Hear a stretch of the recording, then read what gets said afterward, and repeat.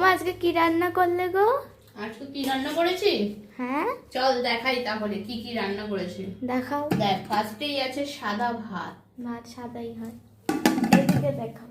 এটা হলো ফুলকপি আলু ভাজা। বাহ।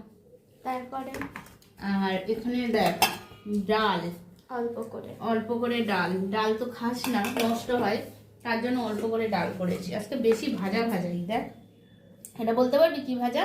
কুমড়ো ফুলের বড়া।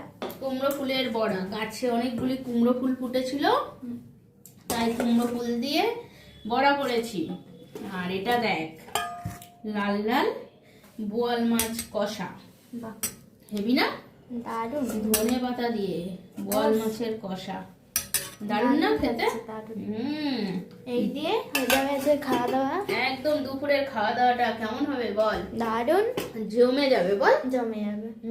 আর এই দেখ